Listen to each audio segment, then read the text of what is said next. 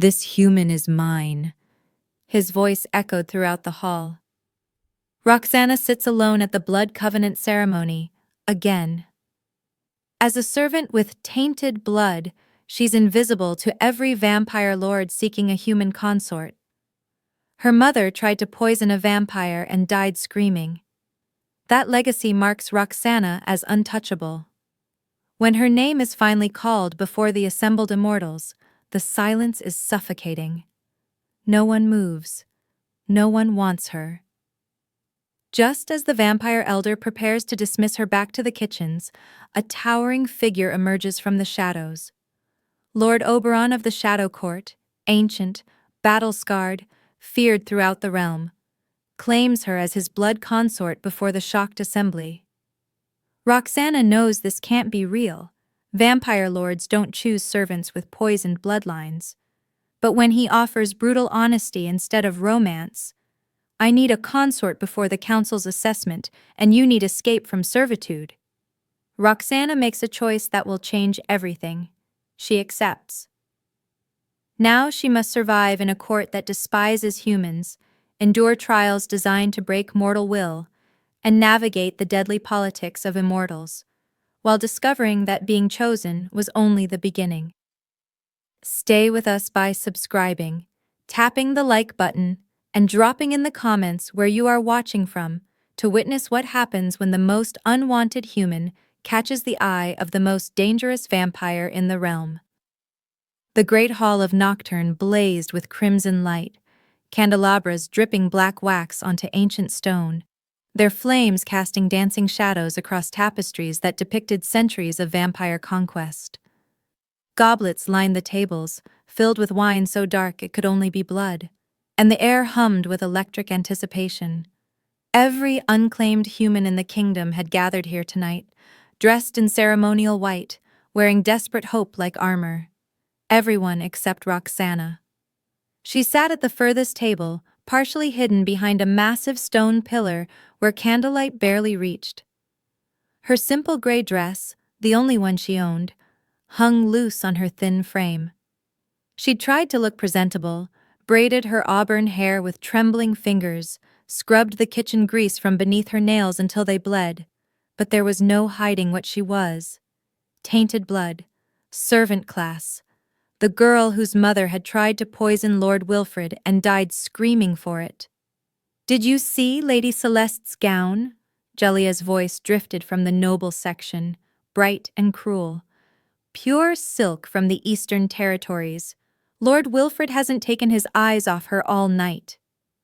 "Well, she's perfect for him," China giggled. "Purest bloodline in 3 provinces. Their bond will be legendary." Roxana's fingers tightened around her empty goblet. 23 years old and still unclaimed. 4 ceremonies endured, 4 public humiliations survived. But tonight felt different. Tonight felt final. "Roxana of the servant quarter," Elder Necule's voice cut through the hall like a blade. The chatter died. Heads turned. Roxana felt dozens of eyes on her as she stood on shaking legs and made her way to the raised platform. Each step felt like walking through water. She kept her gaze down, knowing what she'd see if she looked up. Pity from the elders, disgust from the nobles, awkward discomfort from everyone else. She climbed the 3 stone steps and stood in the designated circle, hands clasped to stop them from trembling. "Roxana, daughter of the traitor Helen, presents herself to be claimed," Elder Necule announced, his ancient face carefully neutral. Silence crashed over the hall like a wave. Roxana counted heartbeats. 1, 2, 5, 10. No vampire moved. She'd known this would happen, known it with bone-deep certainty, but knowing didn't make the humiliation burn any less. Somewhere in the crowd, someone coughed. A child laughed at something unrelated, the sound piercing in the quiet. "Perhaps," Elder Necule began, sympathy heavy in his voice. "I'll take her." The voice came from the shadows at the hall's edge, deep and rough as gravel, ancient as stone. Every head whipped toward the sound. A figure emerged from the darkness, and Roxana's breath stopped. He stood at least 6.5 feet tall, shoulders broad enough to block out the candlelight behind him. Long black hair fell past his collar, framing a face of harsh angles and ritual scars that spoke of centuries in warfare. Tribal markings traced his exposed arms, and ancient armor with runic engravings covered his chest. His eyes glowed amber in the darkness, fixed on Roxana with an intensity that stole her breath. The crowd parted like water before a storm. "And you are?" Elder Nekile demanded, straightening to his full height. The stranger climbed onto the platform with predatory grace. When he spoke, his voice carried across the silent hall. "Oberon of Shadow Court." He turned his gaze back to Roxana, and something flickered in those amber eyes, something she couldn't read. "And I'm claiming this human as my blood consort." The ceremony grounds exploded into chaos. Shadow Court. The name struck through the crowd like lightning. Roxana heard the whispers exploding around her, saw faces paling in the crimson light. Shadow Court. That's the fortress from the Forbidden Mountains. "I heard their lord is savage, refuses to bow to the Elder Council. They say he killed the previous lord to take the court. Why would he come here? Why would he want her?" That last question cut deepest, because Roxana was wondering the same thing. She stood frozen on the platform, staring up at the massive vampire who'd just claimed her. Oberon. Even his name sounded dangerous, ancient, like something from the old tales her mother used to whisper. Elder Nekile stepped between them, his aged face stern. "Lord Oberon, while we appreciate your interest, the Blood Covenant has protocols. You cannot simply appear and claim without—" "The ceremony allows any vampire lord to choose any unclaimed human." Oberon's voice was calm, but there was steel beneath it. "I've chosen. Unless your traditions are merely decorative." A muscle twitched in Nekile's jaw. The challenge was clear.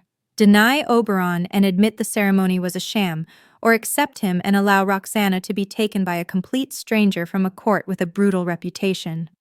Roxana found her voice, though it came out smaller than she intended.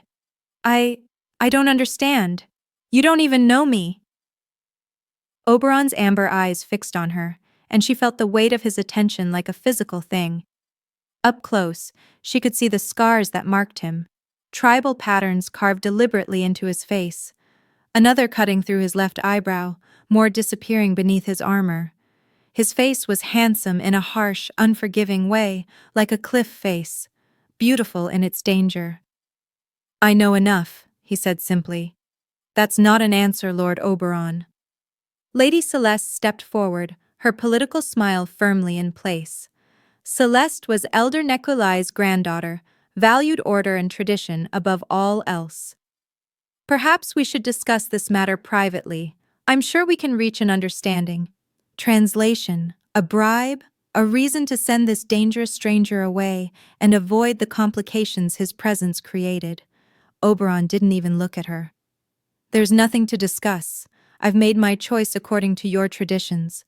The human accepts or rejects. Those are the only two options that matter." All eyes turned to Roxana. Her mind raced. Accept a complete stranger, a vampire lord from a court known for violence and isolation. It was insane, suicidal even. She should reject him immediately, endure the humiliation of returning to her seat unchosen. And then what? Wait another year? Endure another ceremony where no one wanted her? Watch others find their bonds while she withered alone in the kitchens, scrubbing blood from goblets until her hands cracked and bled? "The servant can't seriously be considering this," someone muttered loud enough to carry. That decided it. Roxana lifted her chin and met Oberon's gaze directly. "What exactly are you offering, Lord Oberon?" Something that might have been approval flickered in his eyes. "A blood bond. A place in my court. Protection." "Why me?" she pressed. needing to understand. You could have any human, stronger ones, purer bloodlines. I could, he agreed. But I'm choosing you. It wasn't an answer. But the way he said it, firm, final, allowing no argument, made her believe he meant it. Whatever his reasons, they were real to him. Elder Nikolai leaned close to her, his voice dropping to a whisper. Child, you don't have to do this. We can find another way. Another way to what? Roxana whispered back. Watch me sit alone at next year's ceremony, and the year after that? She swallowed hard. At least this way, I'll belong somewhere. Shadow Court is dangerous. And the kitchens have been so safe for me? Bitterness leaked through before she could stop it. She turned back to Oberon. I need one thing from you first. His eyebrow, the one bisected by the scar, lifted slightly. Name it. The truth. Why are you really doing this? For a long moment, Oberon said nothing. The ceremony grounds had gone silent again, everyone straining to hear. Then he leaned down, his face close enough that only she could hear his next words. Because I need a consort before the council's assessment. And you need someone to choose you. We both get what we need. That's the truth. It wasn't romantic. It wasn't even particularly kind. But it was honest. And somehow that mattered more than pretty lies. One more question, Sarah breathed. Are you going to hurt me? Something shifted in Oberon's expression, a crack in that stone facade. No, he said, and this time there was something almost gentle in his voice. I'm going to protect you, even from my own court, if necessary. Roxana took a shaking breath. This was madness, complete and utter madness. But sitting alone at ceremonies year after year, watching life pass her by, that was a different kind of madness, wasn't it? Then I accept. The words fell into stunned silence. Then chaos erupted for the second time that night. Voices shouted over each other. Protests from the nobles, gasps from the servants, cries of disbelief. Someone was demanding a formal objection. Someone else was invoking ancient protocols. Oberon ignored all of it. He pulled a ring from beneath his armor, a band of dark metal etched with symbols Roxana didn't recognize, and took her hand. His palm was cool against her warm fingers, not cold like the stories said vampires should be, but temperature of stone that had sat in shadow. Roxana of the servant quarter, he said, his voice cutting through the noise with absolute authority. I claim you as my blood consort before the moon and these witnesses. Do you accept this bond? The formal words, the binding words, once spoken, once accepted, the bond would begin to form, not the instant overwhelming connection of true mates from the old stories, but the slower, deliberate building of a chosen bond, just as permanent, just as sacred. Her grandmother had told her that chosen bonds could become just as strong as fated ones, given time and care. She'd said love grew where it was tended. Roxana hoped she was right. I accept this bond, she whispered. Oberon slid the ring onto her finger. It was too large, hanging loose, but the metal warmed against her skin like it was alive. He lifted her hand to his lips and pressed a kiss to her knuckles, a gesture so at odds with his brutal appearance that Roxana's breath caught. Then it's done, he said. You're mine now, and I'm yours. The blood bond sparked to life between them. Not overwhelming, not all-consuming, but real. A crimson thread of connection, thin but growing stronger with each passing second. Roxana felt it settle somewhere deep in her chest, warm and strange and terrifying. Through it she could feel him, his satisfaction, his determination, and beneath it all, something that might have been relief. He was already turning to face the angry crowd, her hand still held in his. We're leaving, Oberon announced. Anyone who has a problem with that can challenge me now. No one moved, Whatever Shadow Court's reputation, Oberon's physical presence alone was enough to give even the bravest vampires pause. He was massive, scarred, and moved with the confidence of someone who'd never lost a fight. Roxana needs time to gather her belongings, Elder Necule tried. 30 minutes, Oberon conceded.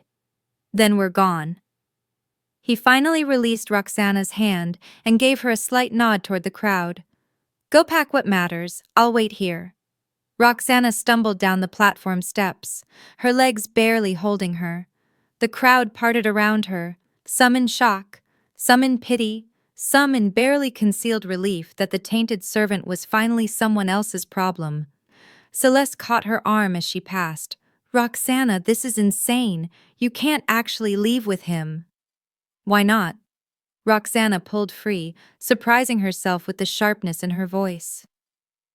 You got your perfect bond with Lord Wilfred. Let me have mine. Even if he was far from perfect. Even if this was a transaction more than a romance.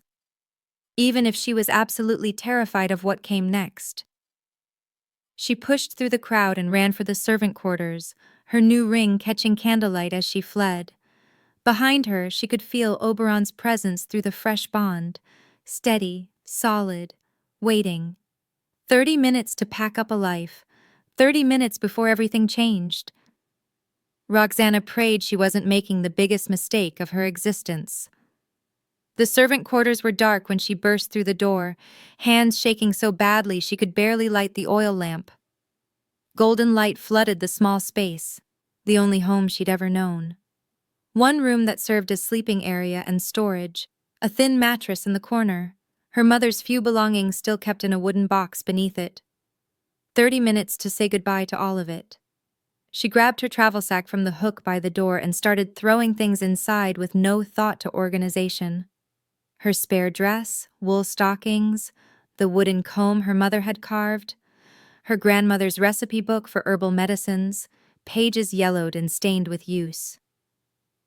Roxana? She spun to find Angela standing in the doorway, slightly out of breath. Angela was another kitchen servant, the closest thing to a friend Roxana had in this place. Angela, I don't have time. I know. Angela stepped inside, closing the door behind her.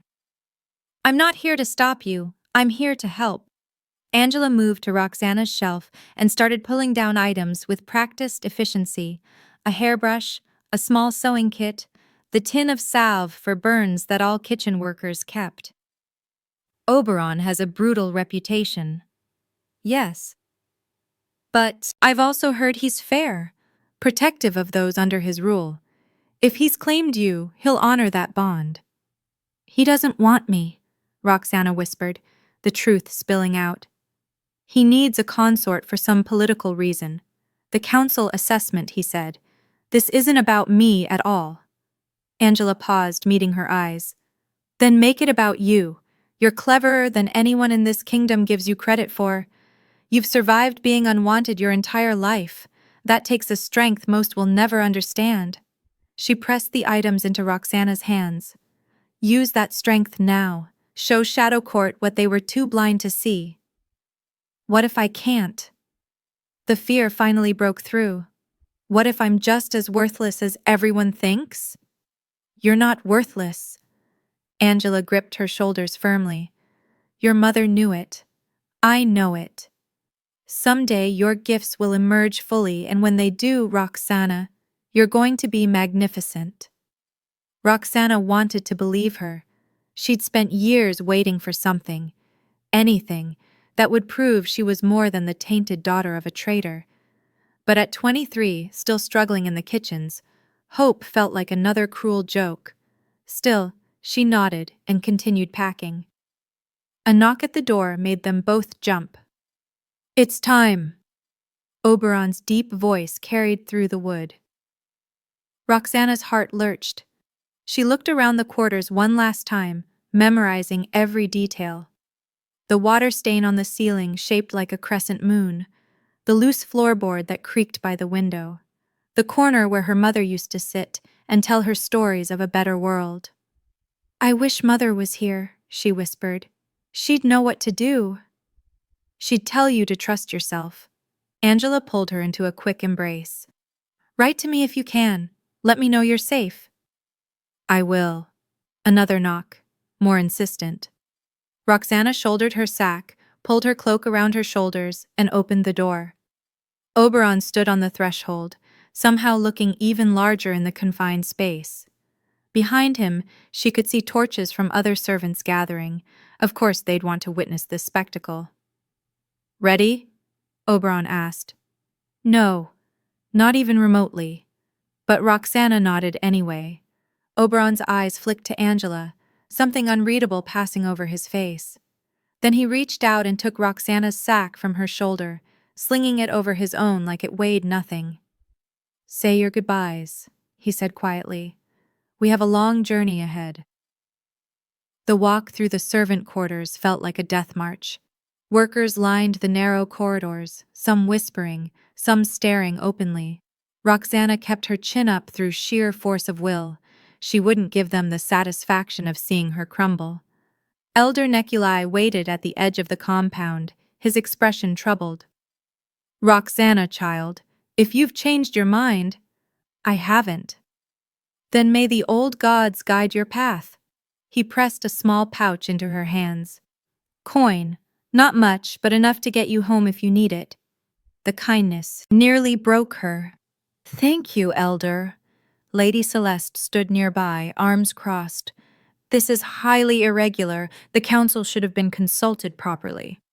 The council can send their complaints to Shadow Court. Oberon cut her off. His hand settled on the small of Roxana's back, cool, possessive, protective. My consort and I are leaving now. My consort. The word sent a shiver through her. For better or worse, that's what she was now. Oberon guided her past the crowd, past the gawking faces, and whispered speculation. At the tree line where the compound ended, he paused and turned to face her. Last chance, he said quietly. If you're going to run, do it now. Once we cross into the forest, you're committed. Roxana looked back at the servant quarters, at the kitchens where she'd spent endless hours scrubbing and cooking and being invisible. At Angela, who gave her an encouraging nod from the crowd. At Celeste, who looked genuinely worried despite everything. Then she looked up at Oberon, this scarred ancient stranger who'd chosen her when no one else would. I'm not running, she said. Something that might have been respect flickered in his eyes. Then stay close. The forest isn't safe after dark. He stepped back and began to shift. Roxana's breath caught as his form blurred and reformed, not into a bat like the old stories, but into something far more terrifying. A massive shadow wolf, dark as midnight with eyes that glowed amber in the darkness. Vampires of the ancient bloodlines could take animal forms, but she'd never seen it done.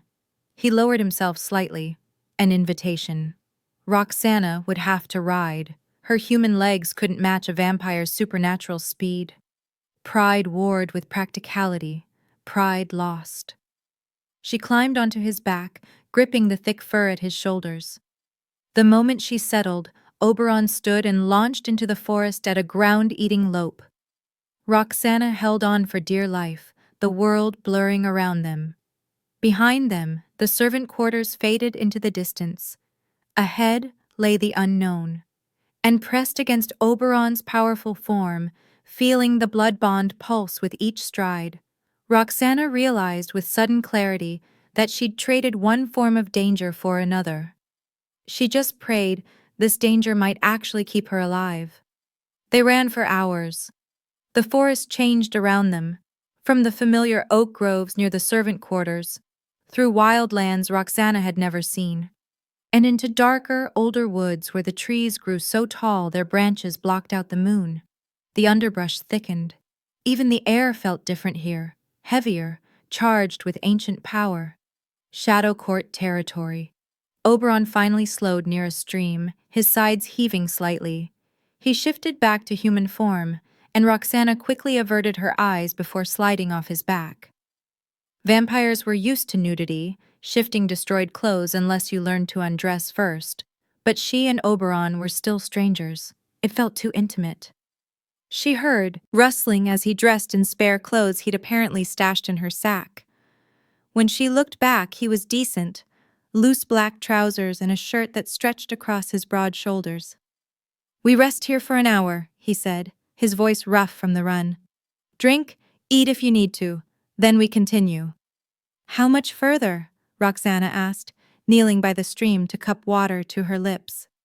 The cold shocked her system, chasing away some of the fog of exhaustion. 3 more hours at full speed.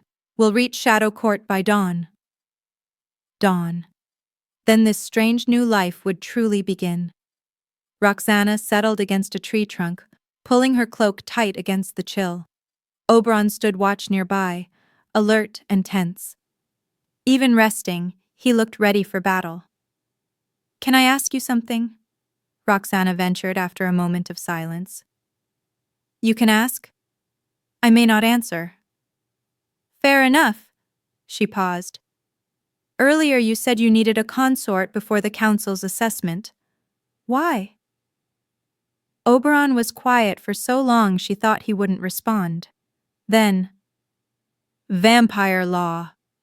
A lord must be bonded to hold their position beyond age 300. I reached that age 2 months ago." Understanding dawned. "So, if you didn't find a consort, the council could challenge my right to lead, force me to step down, or fight every vampire who thinks they could do better." His jaw clenched. "I've held Shadow Court for 8 decades, rebuilt it from the ruins the previous lord left. I'm not surrendering it to some ambitious fool because of an outdated law." "So you needed any consort, and I was convenient. You were willing." He turned to look at her directly. "Don't underestimate the value of that. I don't have time for courtship or political games. You needed to be chosen. I needed a consort. We helped each other." It was brutally practical, unromantic, but at least it was honest. "What should I expect when we arrive?" Roxana asked. "Your court. Will they accept me?" Oberon's laugh was harsh. "No. They'll hate you on principle. Because you're human, from outside. And because you represent my compliance with a law they think is foolish." He crossed his arms. "They'll test you, push you, try to force you into submission or drive you away." Roxana's stomach dropped. "That's not encouraging. I'm not here to coddle you with pretty lies." He leaned against a tree opposite her. "Shadow Court isn't like your servant quarters. We don't have ceremonies and gentle traditions. We have survival. The strong protect the weaker, but they don't tolerate uselessness." "I'm not useless," Roxana said, anger sparking. "Then prove it." His amber eyes pinned her. "That's what you'll have to do every single day. Prove you deserve to be there. Prove you're more than the tainted servant everyone sees." "And what about you?" The question burst out before she could stop it. "Will you protect me? Or just throw me to the wolves?" "I'll protect you from real danger, but I won't shield you from every challenge." Oberon's expression was hard. "If I do, they'll never respect you, never see you as anything but my burden. You want to survive Shadow Court? You'll have to fight for your place." It was the opposite of everything Roxana had hoped for. No gentle introduction, no gradual acceptance, just trial by fire. "I don't know if I can do this," she admitted quietly. "You can. You already chose to." Oberon pushed off the tree. "That takes courage most humans don't have." He walked to the other side of the clearing, giving her space. "Rest now. We leave in 30 minutes." Roxana wrapped her arms around herself, alone with her racing thoughts and the growing weight of what she'd agreed to. She touched the ring on her finger. Too large, too heavy, too real. She'd wanted to be chosen, to matter to someone. "Careful what you wish for." her mother's voice whispered in memory. Because now she belonged to the most dangerous vampire lord in the realm, was heading to a court that would hate her, and had no idea if she was strong enough to survive what came next. But as Roxana looked up at the unfamiliar stars through the canopy of strange trees, one thought burned bright. She'd been unwanted for so long that even danger and uncertainty, and a vampire who'd chosen her for politics, felt like a chance at something more. And she'd be damned if she wasted it. Dawn broke gray and cold over Shadow Court territory. Roxana saw the fortress long before they reached it, a massive structure carved into the mountainside itself, all black stone and sharp angles, with towers that pierced the clouds. Where the servant quarters had been modest wood and thatch, Shadow Court was built for war. Dark pines climbed the mountain slopes, stone outcroppings jutted from the earth like broken teeth. Even the mist that clung to everything tasted different here, wilder, older, heavy with blood and ancient power. Oberon shifted back to human form at the valley's edge, dressing quickly while Roxana climbed down on trembling legs. 3 hours of riding had left her sore and exhausted, but she forced herself to stand straight. First impressions mattered, even when you were too tired to think. "Stay close," Oberon said, shouldering her sack again. "Don't make eye contact with anyone unless I tell you to. Don't speak unless spoken to directly. And whatever happens, don't show fear." "That's a lot of don'ts," Roxana muttered. His mouth twitched. Almost a smile. Almost. "Welcome to Shadow Court." They walked down into the valley as the sun crept higher, though it never seemed to fully penetrate the mist. The fortress settlement came into view gradually, not neat cottages like she'd expected, but a sprawling collection of structures built into the mountain itself. Stone houses with narrow windows, training yards where even now vampires sparred with brutal efficiency, forges where weapons were being hammered into shape. And everywhere, vampires.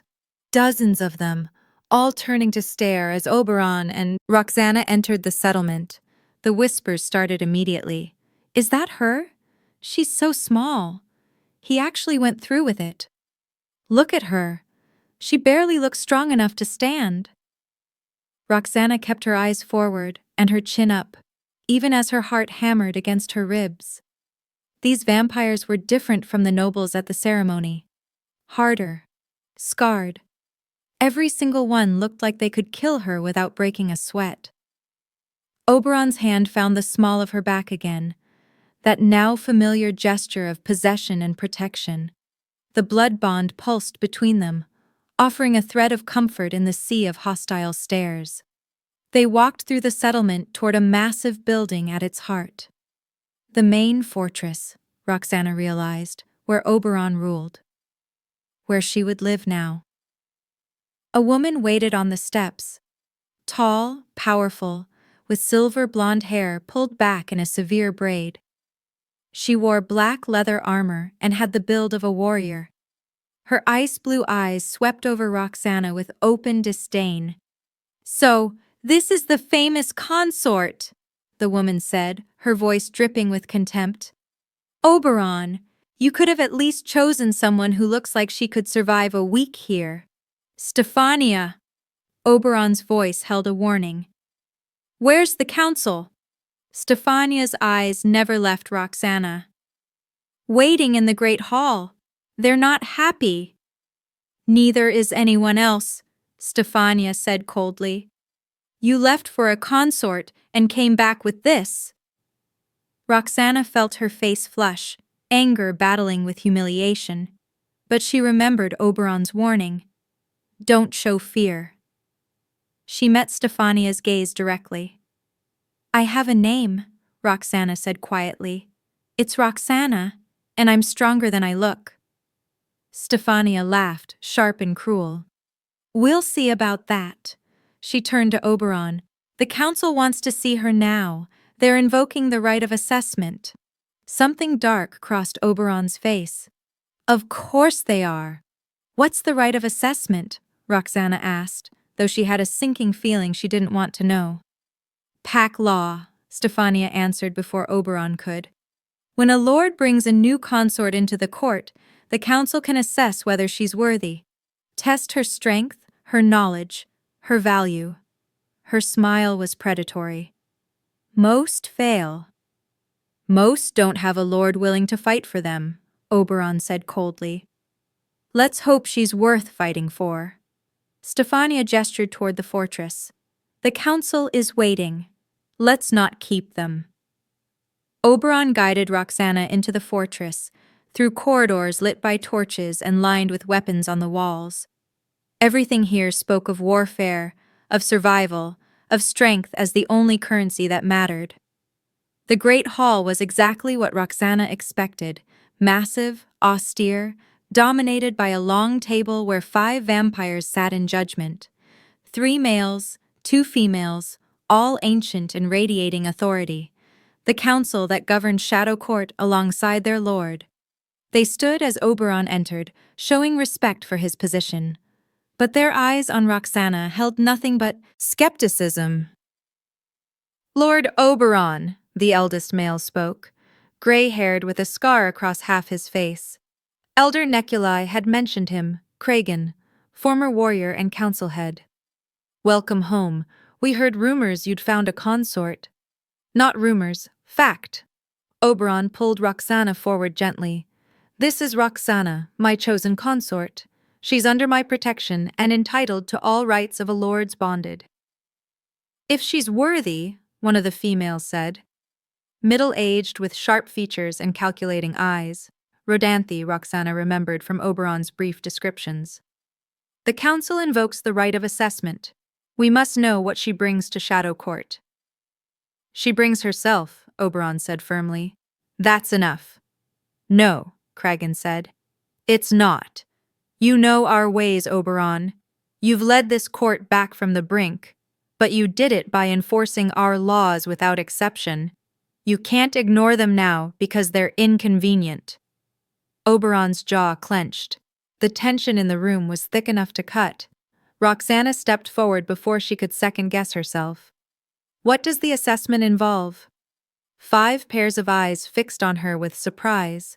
Apparently, they hadn't expected her to speak.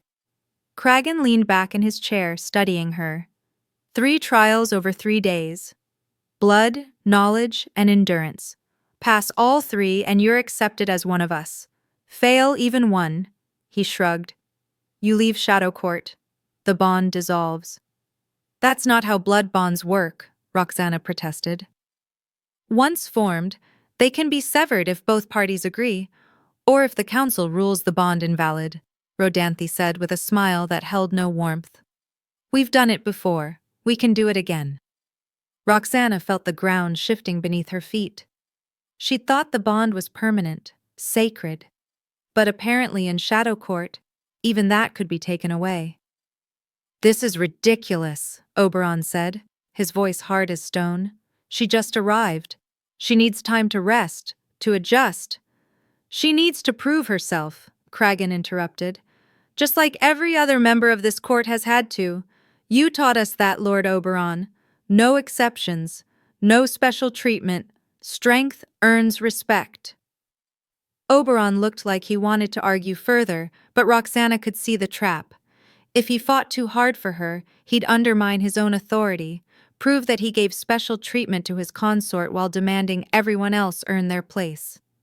I'll do it, Roxana said quietly. Roxana, I'll do the assessment. She looked up at Oberon, trying to project confidence she didn't feel. You said I'd have to prove myself every day. Might as well start now. Something flickered in his eyes. Surprise, maybe even admiration. You don't have to, he said softly. Yes, I do. She turned back to the council. When do we start? Kragan smiled, a genuine smile this time, though no less dangerous. I like her spirit, Oberon. Let's see if she has anything else. He stood, the other council members following suit. The first trial begins at moonrise tonight. Blood. You'll endure your lord's feeding before the entire court. Not to death, he added, seeing Oberon's expression darken, but to submission or unconsciousness. Standard bonding ritual, made public. Roxana's stomach dropped. Public feeding. Every vampire in Shadow Court watching as Oberon drank from her, waiting for her to break. I understand, she managed. Good. Rodanthi's eyes gleamed. I suggest you spend the remaining hours preparing. You're going to need it. The council filed out, leaving Roxana and Oberon alone in the great hall. The moment they were gone, Oberon rounded on her. You didn't have to agree to this. What choice did I have? Say no and prove I'm too weak to be here? Roxana wrapped her arms around herself, suddenly cold. At least this way I have a chance. You have no chance in some of these trials. Oberon's words were brutal in their honesty, not against vampires who've spent centuries perfecting their skills. Then why did you bring me here? The question exploded out of her, weeks of frustration and fear finally breaking through. You knew what your court was like. You knew they'd test me. Why choose me at all if you knew I'd fail? Oberon was silent for a long moment. When he spoke, his voice was quieter than she'd ever heard it. Because I thought I could protect you, shield you from the worst of it, until you found your footing. He shook his head. I underestimated how much the council resents me choosing an outsider. They want you to fail. At least you're honest. Roxana sank onto a bench, exhaustion and despair washing over her. I should have stayed in the kitchens. You could still go back. Oberon sat beside her, not touching, but close enough that she could feel his presence. I could escort you to the border. Tell the council the bond didn't take. You'd be free. Freedom. Back to the servant quarters. Back to being invisible and unwanted and slowly withering away.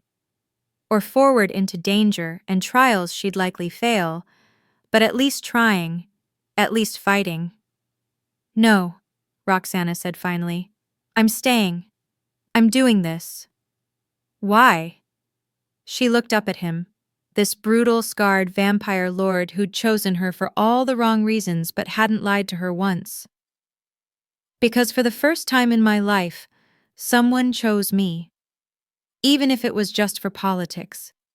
Even if you need me more than you want me. She touched the too large ring on her finger. That means something, and I'm not throwing it away without a fight. Oberon's expression shifted, something almost like respect warming those cold amber eyes. Then we have until moonrise to prepare you, he said, standing and offering his hand. Come on. If you're going to face this, let's make sure you face it with every advantage I can give you. It wasn't encouraging, but somehow it was exactly what Roxana needed to hear. She took his hand and let him pull her to her feet. Hours until moonrise. Hours to prepare for a trial she couldn't win. Hours before her new life truly began. Or ended. Roxana just hoped she'd survive long enough to find out which. Moonrise came too quickly. Oberon had spent the hours teaching Roxana what to expect, how vampire feeding worked, how the blood bond would amplify every sensation, how to breathe through the pain and keep her mind focused. None of it made her feel remotely prepared. Now she stood in the great hall before the entire Shadow Court, wearing a simple black dress Stefania had provided. Every vampire in the fortress had gathered, warriors, servants, elders, all pressing close to witness the spectacle. The trial of blood wasn't just about physical endurance, it was psychological warfare. The bond requires feeding to strengthen, Elder Kragan announced from his position at the council table. Tonight, Lord Oberon will drink from his consort before all witnesses. The human must maintain composure. No screaming, no begging, no loss of consciousness. Only then does she pass. Roxana's heart hammered so hard she thought it might burst from her chest. She could feel dozens of eyes on her, hungry and curious and waiting for her to fail. Oberon approached from across the hall, moving with that predatory grace that made him seem both beautiful and terrifying. His amber eyes found hers, and through the blood bond, she felt something unexpected. His reluctance, his guilt, his fear of hurting her. He didn't want to do this either. The realization steadied her somehow. They were both trapped by tradition, both performing for an audience that wanted them to fail. "Are you ready?" Oberon asked quietly when he reached her, his voice pitched low enough that only she could hear. "No, but do it anyway." His hand cupped the back of her neck, cool fingers against her warm skin. "Focus on your breathing, in through your nose, out through your mouth. Don't fight the sensation, let it wash over you like water." "Oberon, and Roxana?" His thumb brushed her jaw, surprisingly gentle. "I'm sorry." Then he struck. His fangs pierced the soft skin of her throat, and Roxana's world exploded into sensation. Not just pain, though there was pain, sharp and burning, but something else. The blood bond flared to life, connecting them in a way that was almost unbearable in its intimacy.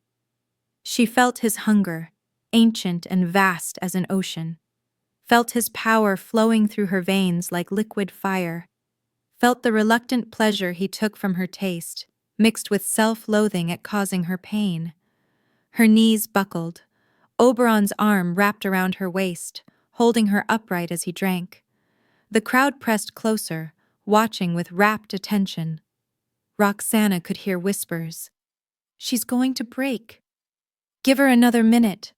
I've seen stronger humans collapse faster. Focus. Breathe. In through the nose, out through the mouth." The pain was overwhelming, but beneath it, Roxana felt something else, the bond strengthening with each pull of blood, weaving them together more tightly. She could feel Oberon's thoughts bleeding into hers, fragmented and intense. Centuries of loneliness, the weight of leadership, his desperate need for this to work, not just for political reasons anymore, but because somewhere in the past hours, she'd become real to him. A person, not just a solution. Time lost meaning, seconds or hours, Roxana couldn't tell. The world narrowed to the rhythm of her heartbeat, Oberon's lips against her throat, the crimson thread connecting them growing thicker and stronger. Just when she thought she couldn't endure another moment, Oberon pulled back. He licked the wounds closed. Vampire saliva had healing properties, and Roxana felt the punctures seal almost immediately. But her legs wouldn't hold her. She sagged against him, breathing hard, vision swimming. "Stand," Oberon whispered urgently. "You have to stand, Roxana. Don't give them the satisfaction." She wanted to tell him she couldn't, that her body was done, that she'd given everything she had. But through the bond, she felt his desperation, his fierce pride in her, his absolute belief that she was stronger than she knew. Roxana locked her knees and stood. The hall was silent for 3 heartbeats. Then Kragan's voice rang out. "She stands. The trial of blood is past." Scattered applause, grudging and sparse, but present. Even Stefania looked surprised, her ice-blue eyes reassessing Roxana with something that might have been the beginning of respect. Rodanthe stood from the council table, her expression sour. "First trial passed. The second trial, knowledge, begins tomorrow at sundown. You'll answer questions about vampire law, shadow court history, and covenant traditions until the council is satisfied, or you fail 3 times. Tomorrow, 1 day to recover and prepare for an entirely different kind of torture." Oberon scooped Roxana into his arms before her legs could give out completely. "The trial is complete. My consort needs rest." He carried her from the hall, ignoring the whispers that followed. Roxana buried her face against his chest, suddenly overwhelmed by everything, the pain, the intimacy, the weight of what she'd just survived. "You did it," Oberon said quietly as they climbed stairs toward his chambers. "You actually did it. I feel like I'm dying. You're not. Though you'll feel weak for a few hours." He shouldered open a heavy wooden door and carried her into a room she barely registered. Stone walls, a massive bed, windows overlooking the mountain valley. He laid her on the bed carefully, and the softness was such a contrast to everything else that Roxana nearly wept. "Sleep now," Oberon said, pulling a blanket over her. "We'll prepare for the knowledge trial tomorrow." "Oberon!" Roxana caught his hand before he could move away. Through the bond, she felt his surprise at the contact. "Thank you for not making it worse than it had to be." His expression cracked, showing vulnerability she hadn't seen before. "I hated every second of it." "I know. I felt it." He squeezed her hand gently, then pulled away. "Rest. You've earned it." As Roxana's eyes drifted closed, exhaustion finally claiming her, she realized something that should have terrified her, but somehow didn't. The blood bond wasn't just growing stronger. It was becoming real. Whatever political arrangement had brought them together was transforming into something neither of them had expected, something that felt dangerously close to trust. And in Shadow Court, trust was the most dangerous thing of all. You've witnessed Roxana's courage and cunning, but the most harrowing trial still awaits. Keep watching to see if she survives the darkness. Don't forget to subscribe, like, and let me know in the comments where you are watching from. Roxana woke to find her neck completely healed, only 2 small scars remaining where Oberon's fangs had pierced her. The blood bond hummed steadily in her chest, stronger now, carrying whispers of his emotions even when he wasn't in the room. He was worried. She could feel it like a low, thrumming note. She found him in the study adjacent to their chambers, surrounded by books and scrolls, ancient texts on vampire law, histories of Shadow Court, treaties between vampire territories. He'd been awake all night gathering resources for her. "You should be resting," he said without looking up. "I slept. Now I need to study." Roxana moved to the table, scanning the overwhelming collection. "This is impossible. I can't memorize all of this in one day." "You don't have to memorize everything, just enough to show competence." Oberon finally met her eyes, and she saw the exhaustion there. He hadn't fed enough last night, had deliberately held back to spare her. Now he was paying the price. "The Council will focus on Covenant law and Shadow Court history. Rodanthe will try to trap you with obscure questions about bloodlines and succession. Because she wanted someone else as your consort. Her niece Lucinda, powerful vampire from an old family." Oberon's mouth twisted bitterly.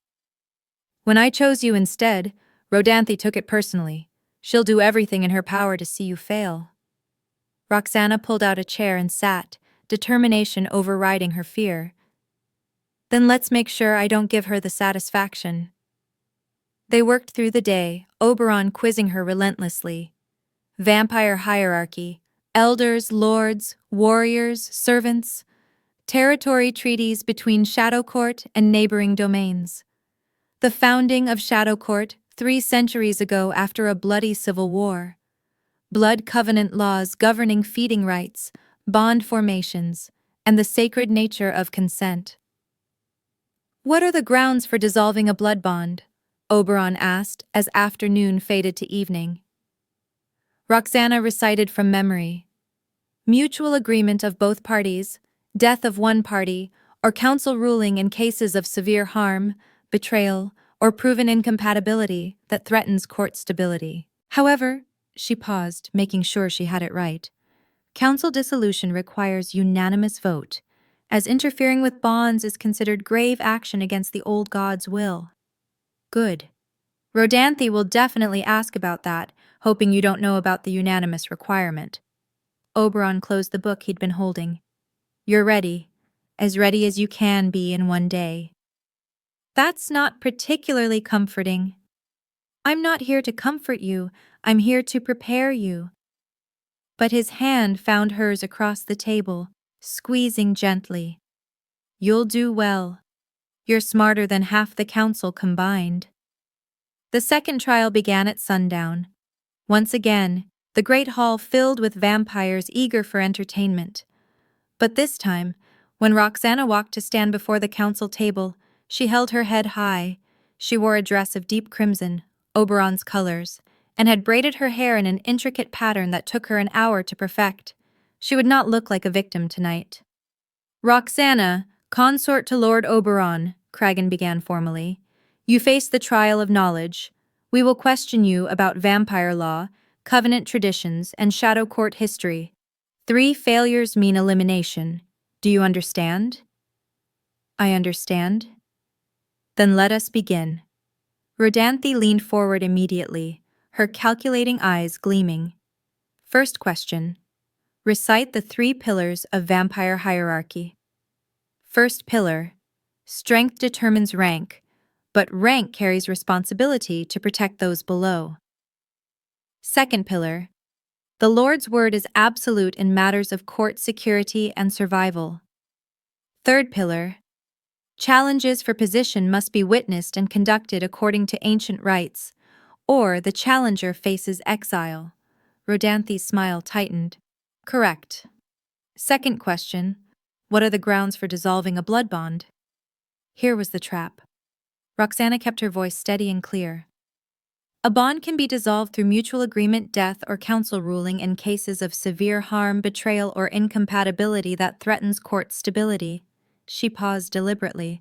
However, council rulings on bond dissolution require unanimous vote, as interfering with sacred bonds is considered an affront to the old gods. Such interventions are rare and undertaken only in extreme circumstances. She'd added context from her studies, showing she understood not just the law but its significance. Rodanthe's expression soured.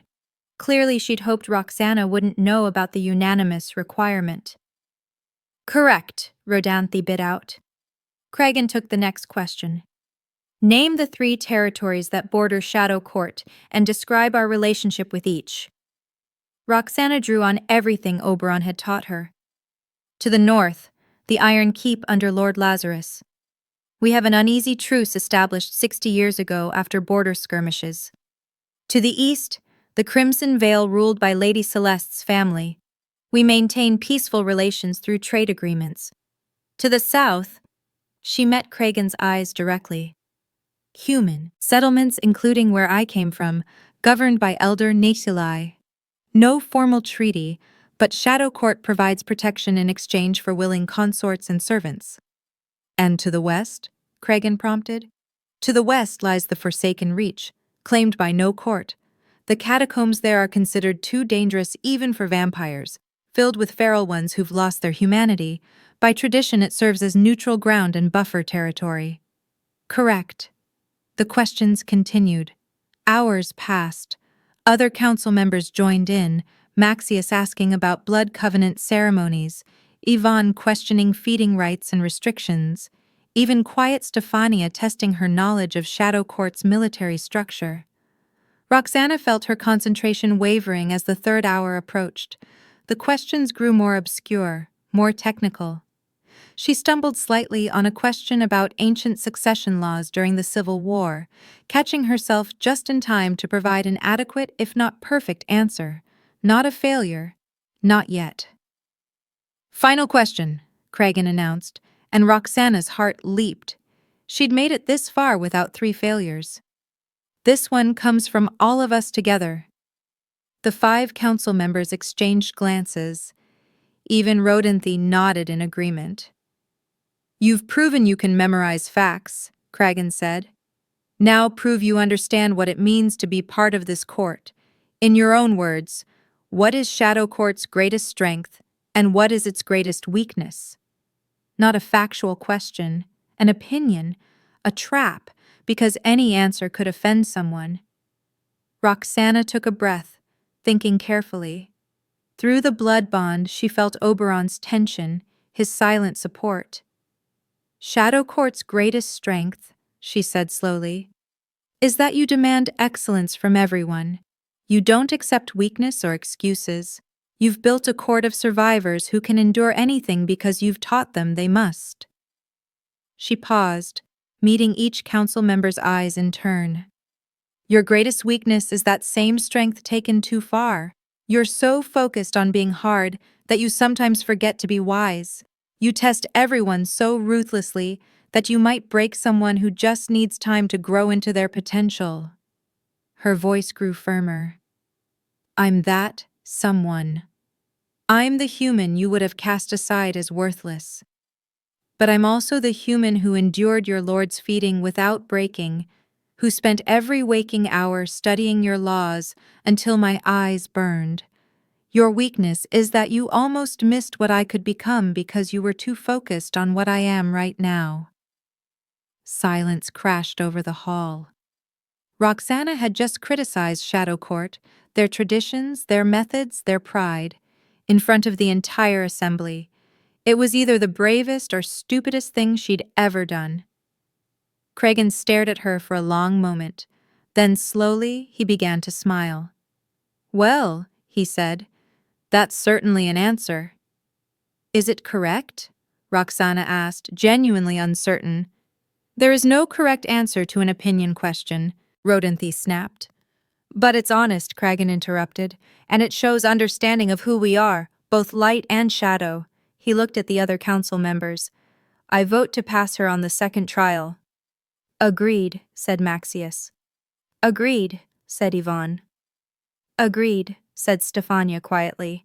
All eyes turned to Rodanthe. She looked like she wanted to refuse, to find some technicality. But she was trapped by the council's own rules.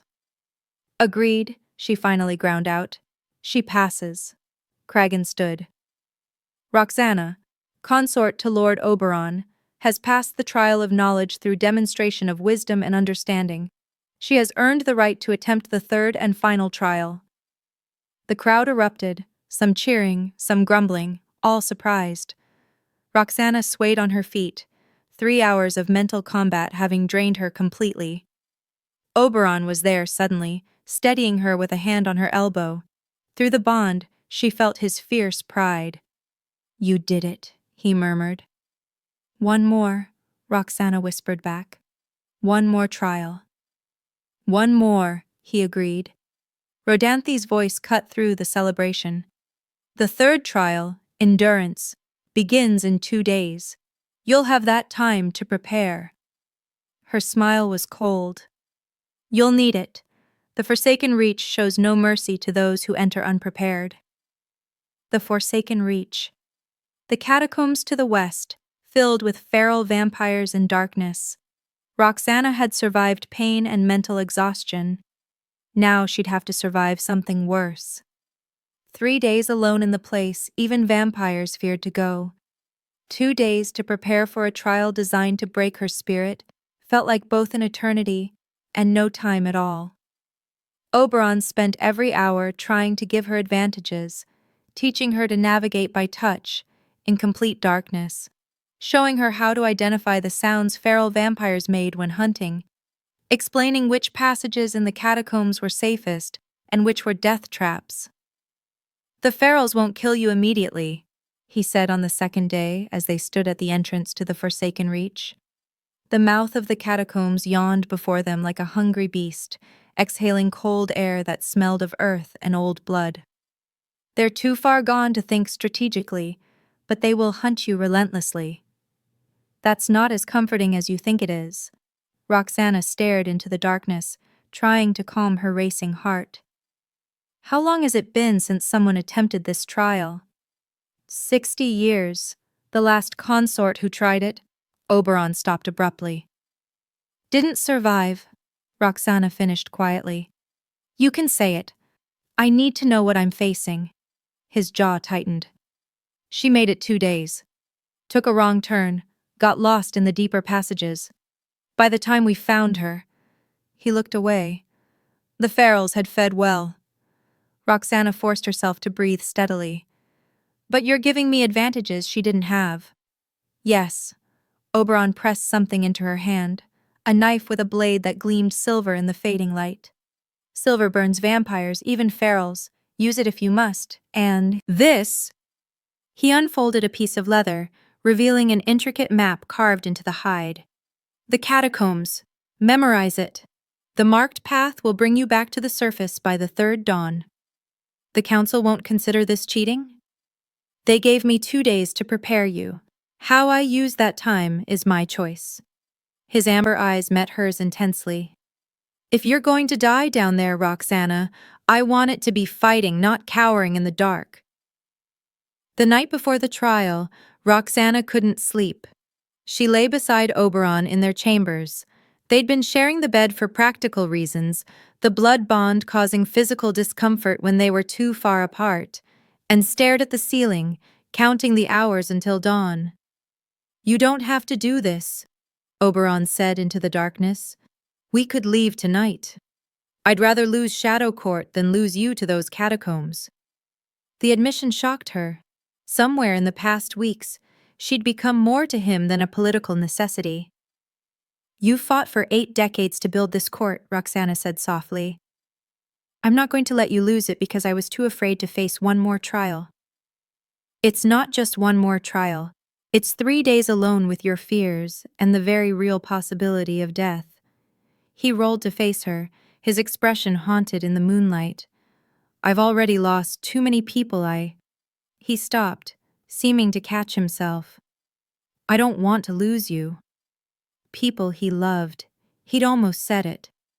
The blood bond pulsed between them, carrying emotions too complex for words. His growing attachment, his terror at her vulnerability, his guilt at putting her in danger. And beneath it all, something that felt dangerously like love beginning to take root. Roxana reached out, touching his face gently. I'll come back, I promise. Don't make promises you can't keep. Then have faith I'm too stubborn to die in a hole in the ground. She tried for humor, but her voice shook. Besides, you still need me for the council assessment. I don't care about the assessment anymore. Oberon caught her hand, pressing it against his chest where his heart beat slow and steady. I care about you. The words hung between them, too honest, too raw. Before Roxana could respond, he kissed her, desperate and fierce, like he was trying to memorize the taste of her. She kissed him back, pouring everything she couldn't say into it. Her fear, her determination, her own growing feelings that terrified her more than any catacomb. When they finally pulled apart, both breathing hard, Oberon rested his forehead against hers. Come back to me, he whispered. I will. It was a promise she prayed she could keep. Dawn came too quickly. The entire court gathered at the entrance to the Forsaken Reach, torches casting dancing shadows across the rocky ground.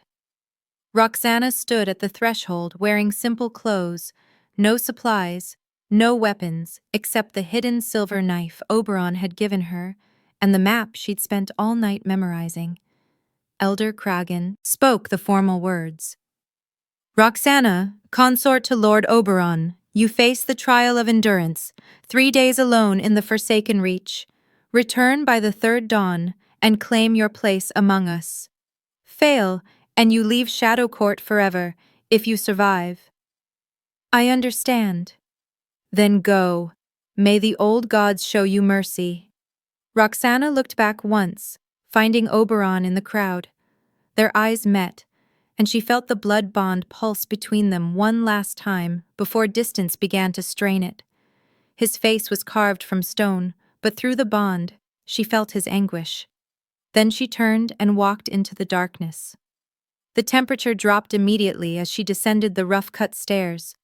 Torchlight from above faded within minutes, leaving her in absolute blackness. Roxana pulled out the small torch she'd hidden in her clothes.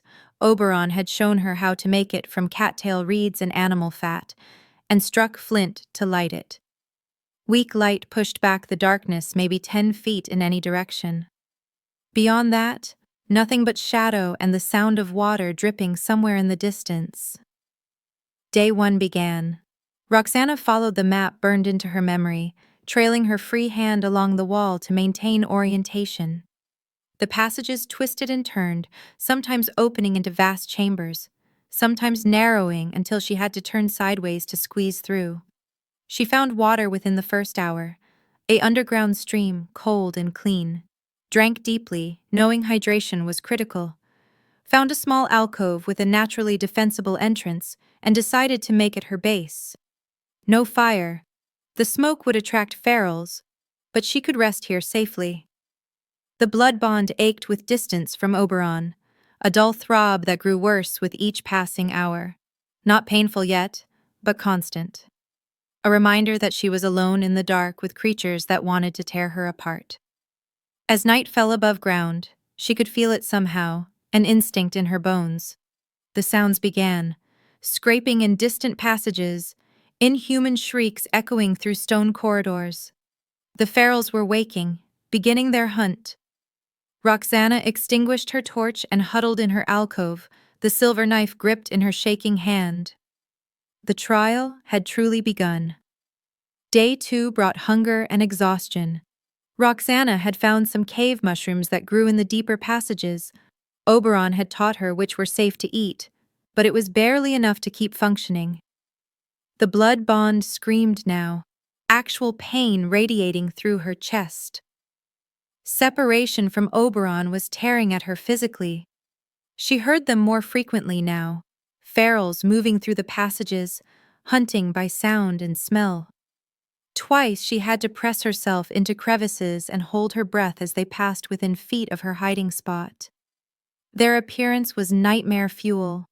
Vampires who'd lost all humanity, reduced to pale, skeletal creatures with elongated fangs and milky eyes. They moved on all fours like animals, sniffing the air for prey. In a deeper chamber, Roxana found something that made her blood run cold, ancient records carved into the stone walls. The true history of Shadow Court, the parts they didn't teach. How vampires had conquered human settlements through violence. How the willing consort system had started as slavery before evolving into something resembling consent. The brutality of her new world laid bare in stone testimony. As evening approached, Roxana heard footsteps, too measured, too deliberate to be feral. She retreated deeper into the shadows, knife ready. Rodanthe emerged from a passage, carrying a torch and a pack. The vampire counselor's expression was sympathetic in a way that looked alien on her sharp features. "Roxana," Rodanthe said softly, "I've come to offer you a choice." Here it was, the test Oberon had warned her about. "You've proven yourself," Rodanthe continued, settling near Roxana's alcove. 2 trials passed, 2 days down here. No one questions your courage anymore. You can come back now, leave Shadow Court with honor, find a gentler court that won't demand so much. She opened the pack, revealing food, water, warm clothes, supplies that would make the last day bearable. Or you can take these supplies and stay until dawn tomorrow. No one needs to know I helped. We'll say you endured on your own. The temptation was crushing. Food, water, an end to the isolation and fear. But Roxana heard the trap beneath the kindness. Taking the supplies would be cheating. Accepting help meant failing the trial just as surely as quitting. "Why are you really here?" Roxana asked, her voice rough from disuse. Rodanthe's mask slipped slightly. "Because I want you to fail, because you don't deserve Oberon, don't deserve Shadow Court." She leaned forward. "But I'm also practical. You've impressed people. If you pass this trial, you'll have real influence. So I'm offering you an out that benefits us both. You leave with dignity, I get you gone, and Oberon finds a proper consort. A consort like your niece Lucinda. Lucinda is strong, powerful, everything a lord needs. Except she's not the one he chose." Roxana met Rodanthe's eyes. "And I'm not quitting." "You're shivering so hard you can barely speak. You haven't eaten a real meal in 2 days. The blood bond is tearing you apart." Rodanthe's voice turned sharp. "Pride will kill you down here, girl." "Then I'll die proud." Roxana stood, her legs shaking but holding. "Take your supplies and your false sympathy and leave. I'm staying until the 3rd dawn." For a long moment, Rodanthe stared at her. Then she laughed, sharp and bitter.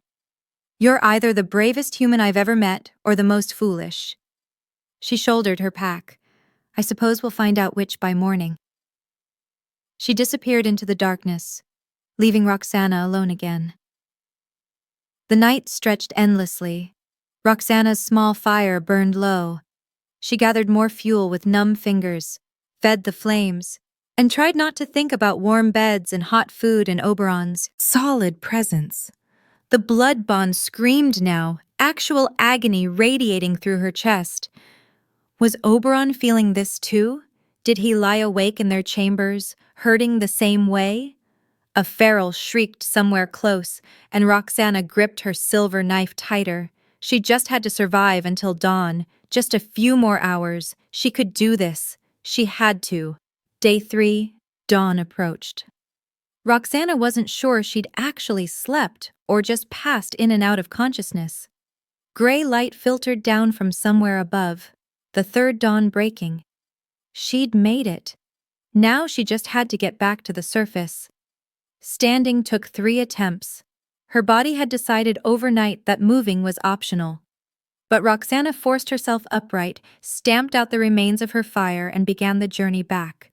Her sense of direction was hazy from exhaustion and hunger, but the blood bond helped. That aching pull toward Oberon was a compass pointing home. She followed it through twisting passages, up rough stairs, toward light and air and safety. The sun climbed higher. Roxana stumbled over roots and rocks, caught herself on walls, and kept moving. 1 foot forward, then the other. Again and again. She lost track of time, lost track of everything except the need to keep moving. Then she heard them. Voices. The sound of the court gathering. Roxana emerged from the catacomb entrance and saw them. The entire shadow court waiting at the boundary. Oberon stood at the front, his face carved from stone but his eyes burning as they found her. She'd made it. Roxana took 3 more steps onto solid ground and her legs finally gave out. Strong arms caught her, Oberon somehow there instantly. "I've got you," he murmured against her hair. "You made it. You're home." Home. When had she started thinking of Shadow Court as home? Cregan's voice boomed over the crowd.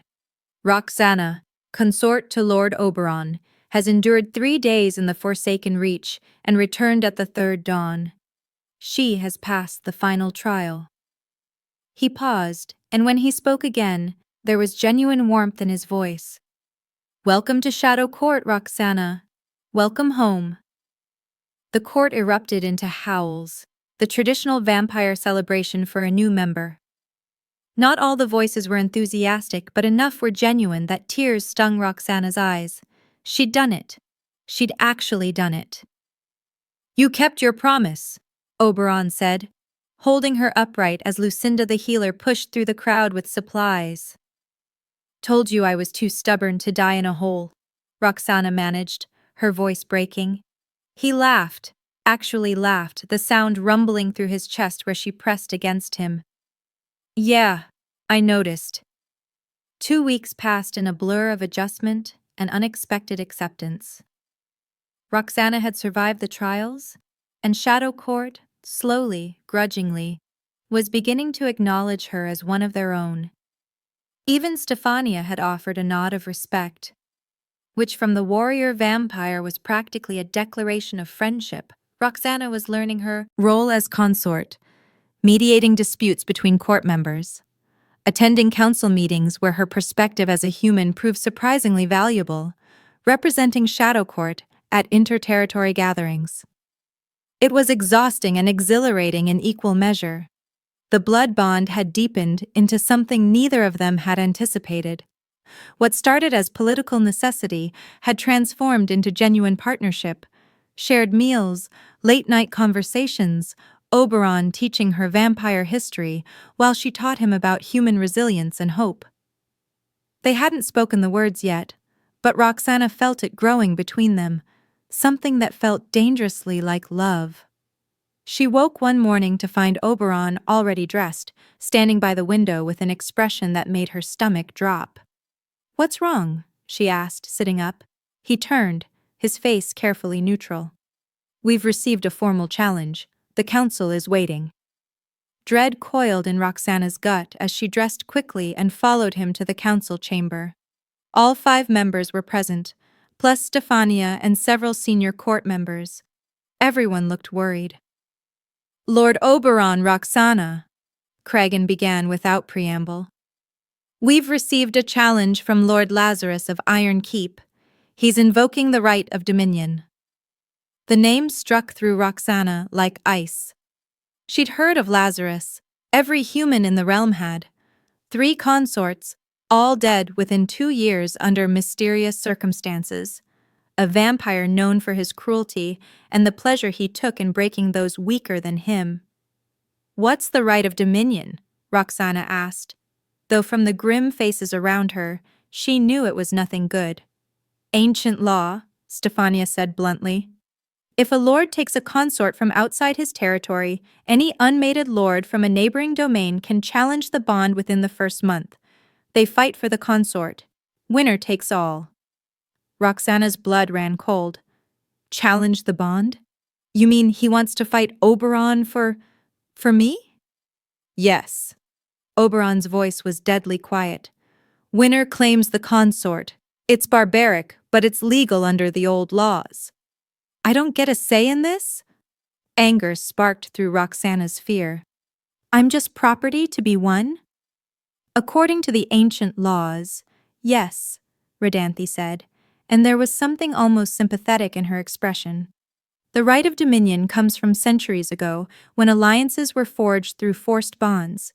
It's outdated, but still technically enforceable. I won't honor this. Oberon's fist slammed on the table, making everyone jump.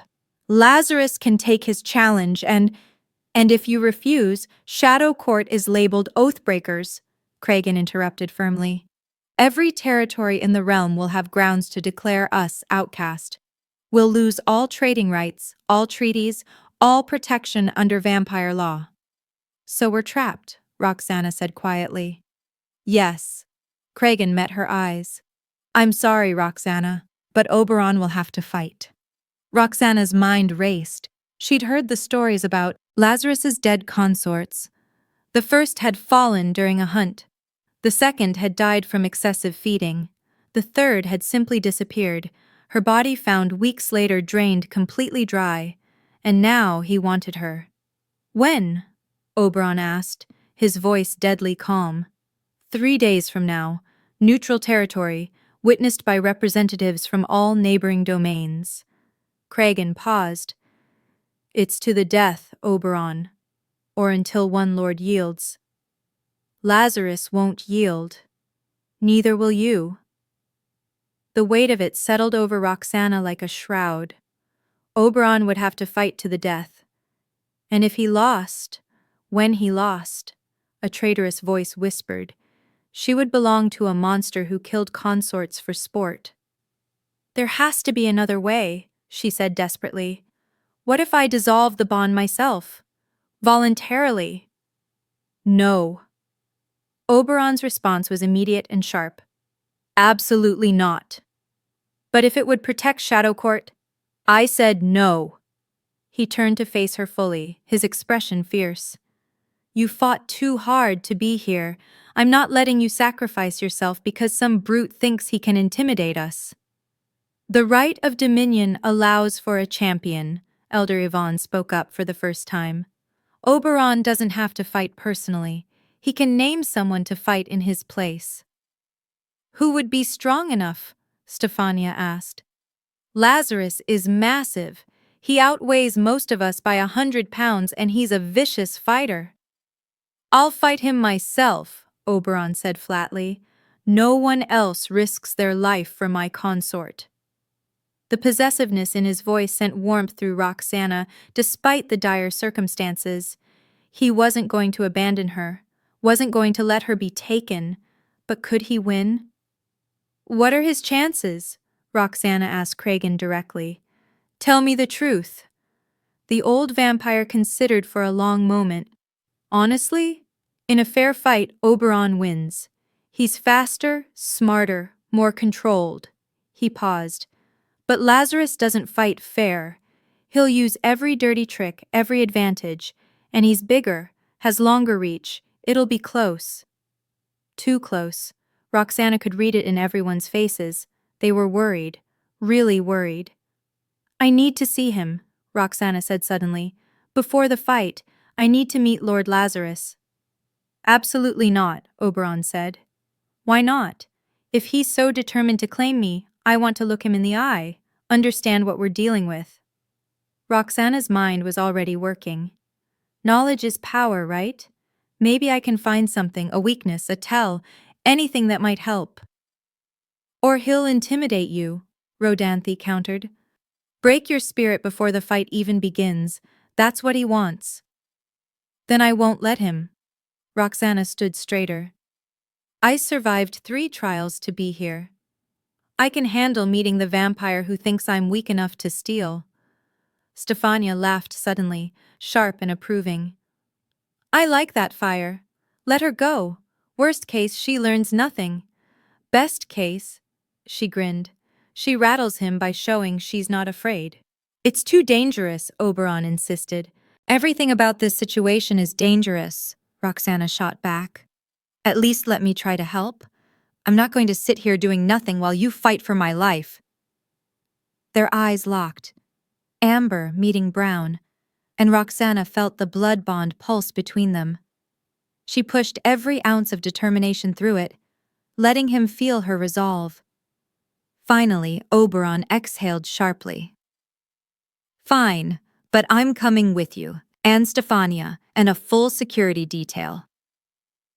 Deal, Kragan stood. I'll send word to Lazarus that you're requesting a meeting. He'll probably agree. Lords like him enjoy showing off their dominance. He looked at Roxana with something like respect. You've got courage, girl. Let's hope it's enough. As the council dispersed, Roxana felt Oberon's hand find hers, squeezing gently. You don't have to do this, he said quietly. Yes, I do.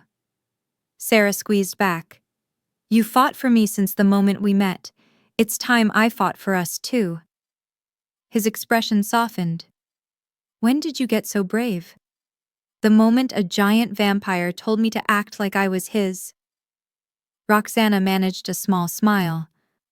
Turns out pretending to be brave long enough makes it real. Oberon pulled her close, pressing his forehead to hers.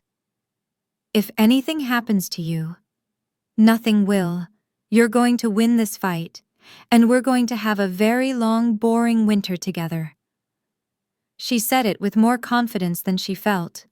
But as they stood together in the empty council chamber, Roxana couldn't shake the feeling that everything was about to change again. She'd fought to join Shadow Court, now she'd have to fight to stay. And this time, the stakes weren't just her life. They were Oberon's too. The meeting with Lazarus was scheduled for the next day at the ancient Blood Court, neutral territory halfway between Shadow Court and Iron Keep.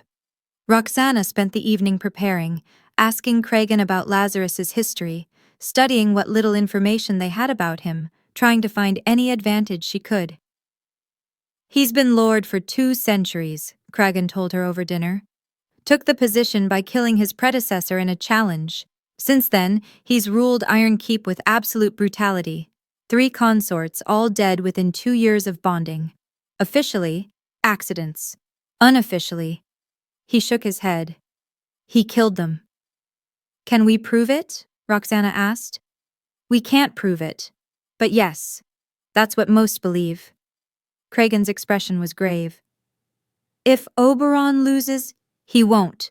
But if he did, you'd be bonded to a murderer, a monster who sees consorts as possessions to break. Roxana swallowed hard. There are ways out, though, aren't there? Ways to escape before the bond fully forms? We could help you disappear, give you new identity, send you somewhere Lazarus would never find you. Kragan leaned forward. But you'd spend your life running, always looking over your shoulder. So my choices are, Oberon wins, or I become a fugitive forever, or Lazarus's next victim. Yes. That night, Roxana lay awake beside Oberon, listening to his breathing and trying not to think about all the ways this could go wrong. Can't sleep, Oberon's voice rumbled in the darkness. Too much thinking. He rolled to face her, his eyes gleaming in the moonlight. What are you thinking about? That I never expected my life to include vampire combat challenges and possible death by murderous monster. Roxana tried for humor, but it fell flat. Me neither. Oberon reached out, tucking hair behind her ear. I thought this would be simple. Political arrangement, mutual benefit. Everyone moves on with their lives. Instead, I'm fighting to keep the most stubborn, brilliant, infuriating human I've ever met. His voice softened. And I'm terrified of losing. The admission hung between them, raw and honest. Roxana felt tears prick her eyes. The blood bond, she whispered. It's changed, hasn't it? Yeah. Oberon's thumb traced her cheekbone. Somewhere between you bleeding in the trial hall and refusing to quit in those catacombs, it stopped being convenient and started being real. Real enough to die for? Real enough to kill for. His eyes hardened. Lazarus won't take you. I won't let him. Roxana believed him, but she also knew that confidence didn't guarantee victory. Promise me something, she said. Anything. If something goes wrong, if somehow Lazarus wins, promise me you'll let me go. Don't do anything stupid trying to get me back. Protect Shadow Court first. No. Oberon, no, he repeated firmly. I'm not promising that. If he takes you, I'll burn Iron Keep to the ground and salt the earth. That's my promise. It should have scared her. The violence in his voice, the absolute certainty. Instead, it made her feel safer than she'd ever felt in her life. Okay, she whispered. Then I promise you something. I won't go easily. If Lazarus wins, he'll have to drag me away screaming, and I'll make his life hell every single day until you come for me. Oberon's laugh was rough. That's my girl. Your girl, Roxana repeated, testing the words. Yeah, I think you are. He kissed her then, deep and desperate, and full of everything they hadn't said yet. Roxana kissed him back, pouring her fear and hope and determination into it. Tomorrow she'd face the monster who wanted to steal her life. But tonight, she was exactly where she belonged. The neutral ground was a clearing marked by ancient standing stones older than any vampire's memory. Roxana arrived with Oberon, Stefania, and 6 of Shadow Court's most trusted warriors. The air was thick with tension and the approaching storm. Lord Lazarus was already there. He stood in the center of the clearing, and Roxana's breath stopped. She'd thought Oberon was large, but Lazarus dwarfed him. 7 feet of pure muscle with a scarred face that spoke of centuries of violence. His eyes were pale blue, cold and calculating as they fixed on her like a predator spotting prey. So this is the prize, Lazarus said, his voice like distant thunder. The little human that's caused so much fuss. Roxana felt Oberon tense beside her, but she stepped forward before he could respond. I'm Roxana of Shadow Court, and I'm nobody's prize. Lazarus laughed, a sound that made her skin crawl. Shadow Court? You've taken his name already. How sweet. He moved closer, circling her like a predator. Tell me, little human, does he keep you warm at night? Does he make you feel protected? He makes me feel valued, Roxana said, keeping her voice steady despite every instinct screaming at her to run. Something I doubt you understand. The smile dropped from Lazarus's face. Careful, girl. You're not fully bonded yet, and disrespect to a lord has consequences. I'm here because you challenged my bond, because you think you can take what's not yours through violence. Roxana held his gaze, refusing to look away despite the terror clawing at her throat. That sounds like disrespect to me. Lazarus's eyes flashed red, his vampire nature rising to the surface. Bold words from such a weak creature. I could snap you in half. Then why haven't you? Roxana took a step closer, her heart hammering, but her feet steady. Why challenge Oberon at all? If you're so confident in your strength, why not just take what you want? Because that's not how this works, Stefania said from behind Roxana, her voice hard. Even brutes like you have to follow vampire law sometimes. Lazarus's attention shifted to Stefania, and something ugly crossed his face. Stefania Silverclaw, still playing warrior in Shadow Court. I remember when you begged to join Iron Keep. His smile was cruel. What was it I said? Oh yes, you weren't strong enough. And yet here I am, head warrior of a court that doesn't need to brutalize its members into submission. Stefania's smile was all teeth. Funny how that works.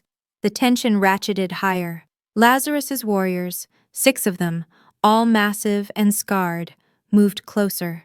Shadow Court's warriors responded in kind. The clearing felt like a powder keg waiting for a spark. Enough! Oberon's voice cut through the hostility. Lazarus, you wanted to meet my consort. You've met her. Now let's discuss terms. Terms? Lazarus turned his attention back to Oberon. The terms are simple. We fight in 2 days. I win, she comes with me. You win, I leave Shadow Court alone. Standard right of dominion. And if you lose, Oberon added, you forfeit any future claims on Roxana or Shadow Court territory. Complete and permanent. Agreed. Lazarus's smile was predatory. Though I won't lose. I haven't lost a challenge in 2 centuries. There's a first time for everything, Roxana said quietly. Lazarus looked at her again, really looked this time. Roxana felt his gaze like ice water, searching for weakness, for fear. She forced herself to stand tall, to meet his eyes without flinching. You've got spirit, Lazarus said finally. I'll enjoy breaking it. You'll never get the chance, Oberon growled, moving to stand beside Roxana. We'll see. Lazarus gestured to his warriors. 2 days, Ashford. Don't be late. I'd hate for you to forfeit by cowardice. He shifted then, a massive wolf with eyes like winter, and his warriors followed suit. They disappeared into the forest within seconds, leaving Shadow Court alone in the clearing. Roxana's legs nearly gave out. She'd held herself together through sheer willpower, but now that Lazarus was gone, fear crashed over her in waves. You okay? Stefania asked, steadying her with a hand on her shoulder. I just stared down a serial killer and lived. I'm processing. Roxana's voice shook slightly. You did more than stare him down, one of the warriors, Kragan, said with something like admiration. You challenged him. Nobody challenges Lazarus. She's either the bravest or craziest vampire consort I've ever met, another warrior added. Both, Stefania said firmly. Definitely both. Oberon pulled Roxana close, and she felt him trembling slightly. Don't ever do that again. When you stepped toward him, I thought, I had to show him I'm not afraid. You should be afraid. He's killed 3 consorts, Roxana. 3. Oberon's voice was rough with emotion. If he even touched you. He didn't, and he won't. Roxana pulled back enough to look up at him. But I learned something. What? He's arrogant, overconfident. He thinks winning is inevitable. Roxana's mind raced, replaying every moment of the encounter. He barely looked at you, Oberon. All his attention was on me, on proving how dominant he is, how inevitable his victory is. That's just posturing, Stefania said, but she looked thoughtful. Maybe. Or maybe it's a genuine blind spot. Roxana looked at Oberon. He's so confident in his physical superiority that he doesn't consider strategy. He fights like a battering ram. Overwhelming force, no finesse. You got all that from 10 minutes? Kragan asked, impressed. I got it from the way he moved, the way he talked, the way he dismissed everything that wasn't direct confrontation. Roxana's grandmother had taught her to observe people, to read the truth beneath their words. He's strong, yes, but he's also predictable. Oberon's expression shifted from worry to calculation. If he fights the way you think he does, you can use it against him, Roxana finished. You're faster, smarter. If you don't let him dictate the fight, if you make him chase you, wear him down, he'll get frustrated, make mistakes. And one mistake is all you need. Stefania was nodding now. We have 2 days to prepare. Let's make them count. They returned to Shadow Court immediately, and Oberon threw himself into training with single-minded focus. Stefania drilled him relentlessly, focusing on speed and evasion rather than direct confrontation. Roxana watched from the sidelines, taking mental notes, looking for any advantage they could exploit. That evening, she found Cregan in the fortress library, searching through ancient texts. "Looking for something specific?" she asked. Cregan glanced up, his scarred face weary. "Precedents. Past challenges under the right of dominion. Trying to find if anyone's ever successfully defended against someone like Lazarus." He closed the book with a heavy thud. "Most defenders lose. Challengers invoke the right specifically because they're confident they can win." Roxana sat across from him, thinking. "Cregan, what happens if the fight is interrupted? If something prevents it from being completed?" "What do you mean?" "What if the consort being challenged doesn't witness the fight? If I'm not there, does it still count?" Cregan frowned. "Traditionally, the consort must be present. It's part of the challenge. The victor claims their prize immediately." He pulled out another text, flipping through pages. "But there's no explicit requirement in the law itself, just tradition. So if I wasn't there, the fight could proceed, but the immediate claiming couldn't happen?" "Theoretically, but Lazarus would just hunt you down afterward if he won." Cregan studied her carefully. "What are you thinking?" "I'm thinking that traditions become laws because nobody questions them. But if we're dealing with ancient laws nobody's invoked in decades, maybe there are loopholes nobody's considered." Roxana leaned forward. "What if we could disqualify Lazarus before the fight even begins?" "On what grounds?" "That's what I need to figure out." Roxana stood. "Keep looking through those texts. Anything about challenge requirements, witness rules, grounds for disqualification. There has to be something."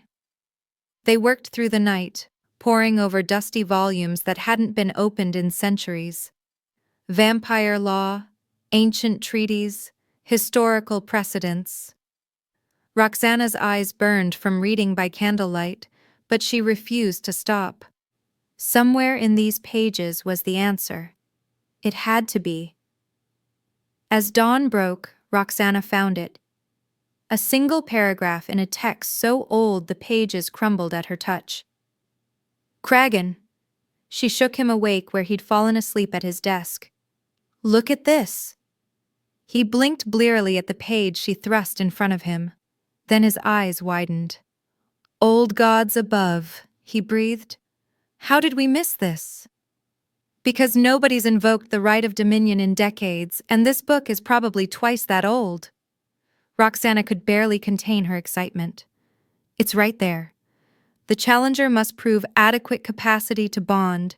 Specifically, they must demonstrate no prior claims exist on their ability to maintain consort bonds. Lazarus has that. Iron Keep is wealthy, powerful, but look at the next line." Roxana pointed. "The challenger must also prove no pattern of bond termination through suspicious consort deaths." Cregan sat up straight. "Roxana, if we can prove Lazarus killed his previous consorts, he's disqualified from claiming a new one under the right of dominion. Can we prove it?" "I don't know, but we have 1 day to try." Cregan was already moving, gathering papers. "We need to contact vampires who knew his consorts, get testimonies, build a case. Will the Challenge Council accept it? If we present evidence before the fight begins, they'll have to consider it. It's law." Cregan gripped her shoulders. "Roxana, You might have just saved Oberon's life, and your own. Relief and hope warred with caution in Roxana's chest. We still need proof. Real, undeniable proof. Then let's find it. They woke the council within the hour. Messengers were dispatched to neighboring territories, to anyone who might have information about Lazarus's dead consorts. Oberon was brought in and briefed, his expression shifting from confusion to fierce hope. If this works, he started. It has to work, Roxana said firmly. Because I'm not letting you die for me, and I'm definitely not becoming Lazarus's next victim. Oberon pulled her close. Have I mentioned lately that you're extraordinary? Not in the last few hours. Consider it mentioned. He kissed her forehead. You might have just beaten a challenge before it even began. Don't celebrate yet. We still need evidence. Messengers returned throughout the day with whispers of testimony, rumors of evidence. A former Iron Keep healer named Valeria, who'd fled after witnessing Lazarus drain his second consort in a rage. A human physician who treated the third consort for suspicious injuries weeks before her death. Documents, testimonies, patterns of violence. By evening, they had enough to present a case. This is a long shot, Kragan warned as they compiled everything. Lazarus has covered his tracks well. Getting anyone to testify against him publicly is dangerous. Then we make it worth the danger, Roxana said. We offer protection, sanctuary, and shadow court for anyone brave enough to speak truth, whatever it takes. Oberon looked at her with something like awe. 2 weeks ago, you were the servant nobody wanted. Now you're strategizing like a born leader. 2 weeks ago, I had nothing to fight for, Roxana corrected. Now I have everything. That changes a person. It did. And as the challenge day dawned, Roxana felt hope building alongside the fear. They had a chance. A real chance. Now they just had to survive long enough to use it. The challenge ground was packed with witnesses from every vampire territory in the realm. The standing stones loomed like silent judges as Roxana arrived with Oberon and the Shadow Court delegation. Elder Astrophel, the ancient neutral arbiter, waited at the center, older even than Kragan, with pure white hair and eyes that had seen centuries of vampire history. Lazarus stood with his Iron Keep warriors, looking even more massive in the gray morning light. His cold eyes found Roxana immediately, and he smiled, the expression making her blood run cold. But Roxana had armor now. She had evidence. She had hope. Lord Oberon. Lord Lazarus. Astrophel's voice carried across the assembled vampires. You have invoked the right of dominion. The challenge will proceed according to ancient law. Before the challenge begins, Oberon interrupted, stepping forward with Kragan beside him. We invoke the right of inquiry. We present evidence that Lord Lazarus is unfit to claim a consort under the right of dominion. The clearing exploded into shocked whispers. Lazarus's smile vanished. This is outrageous. You can't. We can. Kragan's voice carried with the authority of age and experience. Vampire law is clear. If a challenger's fitness is questioned before combat begins, evidence must be heard by neutral arbiters. Astrophel stepped forward, ancient eyes sharp. This is highly irregular, but the law does allow for inquiry. He turned to Kragan. Present your evidence. Kragan opened his satchel and began pulling out documents. 3 of Lord Lazarus's previous consorts are dead, all within 2 years of bonding, all under circumstances officially ruled accidental. Accidents happen, Lazarus said coldly. Not 3 times in 2 centuries, not with the same pattern. Kragan held up the first testimony. Witness 1, Valeria Brightwood, former Iron Keep healer. She treated Lazarus's first consort before her death. Here's her sworn statement describing symptoms consistent with deliberate exsanguination, not the feeding accident officially recorded. Murmurs rippled through the crowd. Deliberate exsanguination was murder, slow, agonizing and unmistakable to trained healers. "She's a liar," Lazarus spat. "Valeria was expelled from my court for incompetence." "Expelled or fled?" Kragan pulled out another document. Witness 2. Marcus Ashwood, warrior who served under Lazarus until 5 years ago. His statement details how Lazarus's second consort died, drained completely during what witnesses described as a rage-fueled feeding after she questioned his authority. Speculation and lies from disgruntled former court members. Lazarus's voice was rising. "This is character assassination." "Then explain the third death." Kragan's voice was steel. Dr. Sarah Chen, human physician who examined Lazarus's third consort at a neutral clinic after she appeared seeking help for repeated injuries. The consort claimed abuse, showed evidence of trauma. Dr. Chen documented everything. He held up medical records. 1 week later, the consort died, officially ruled a hunting accident. The silence was deafening. Elder Astrophel stepped forward and took the documents, reading through each one with methodical care. Minutes stretched like hours. Roxana felt Oberon's tension through the bond, felt her own heart hammering. Finally, Astrophel looked up. "Lord Lazarus, these allegations are serious. While not definitive proof of murder, they establish a pattern of suspicious deaths that calls into question your fitness to claim another consort." His ancient eyes were hard. "Under the law you invoked, a challenger must prove they can provide safe harbor. You have not proven this. In fact, evidence suggests the opposite." "This is absurd," Lazarus snarled. "I'm being accused by cowards." "You're being accused by witnesses with documented evidence," Astrophel corrected firmly. "Evidence that suggests you pose a lethal threat to potential consorts. I am denying you the right of dominion. You may not claim Roxana of Shadow Court through challenge. That right is forfeit." Victory surged through Roxana, sweet and sharp. They'd done it. They'd actually... "Fine." Lazarus's voice cut through her relief like a blade. "Then I invoke standard territorial challenge. Not for the consort, for the territory. I challenge Oberon Ashford for leadership of Shadow Court." No.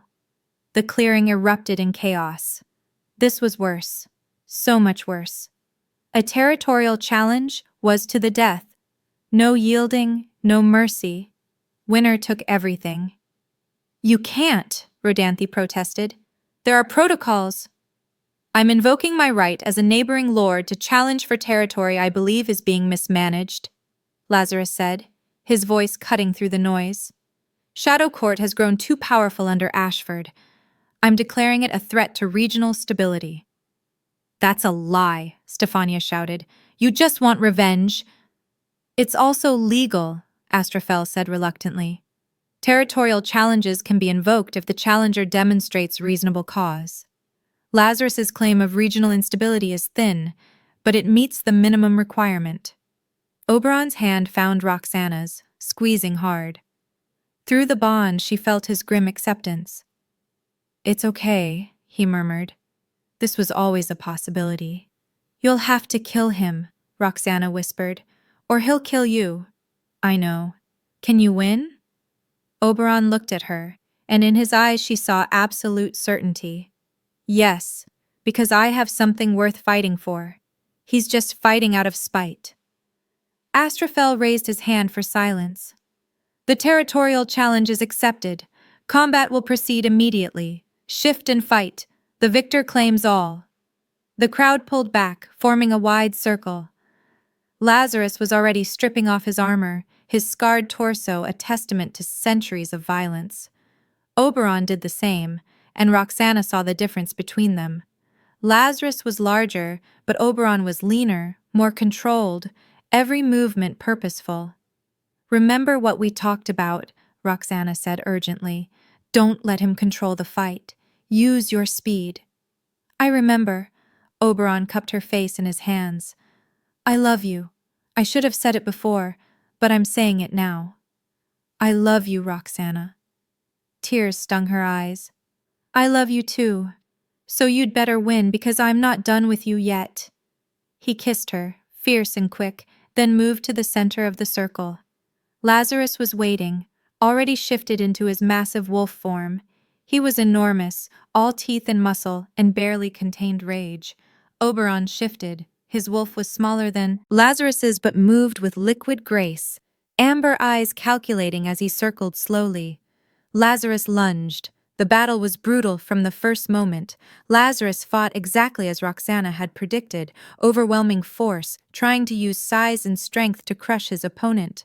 Oberon danced away, teeth finding flesh, but never staying still long enough for Lazarus to pin him. Blood stained the ground within minutes. Roxana watched with her heart in her throat, nails digging into her palms. Every time Lazarus's jaws snapped close to Oberon's throat, she felt the blood bond scream in terror. Every time Oberon's teeth found purchase, she felt grim satisfaction. The fight raged on. 5 minutes became 10, then 15.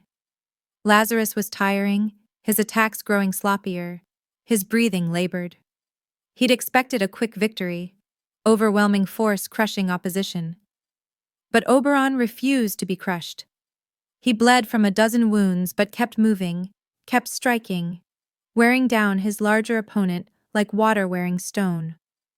"Come on," Stefania muttered beside Roxana. "Finish it. Finish it."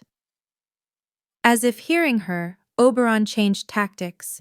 Instead of circling away from Lazarus's next charge, he dove forward under the larger wolf's guard.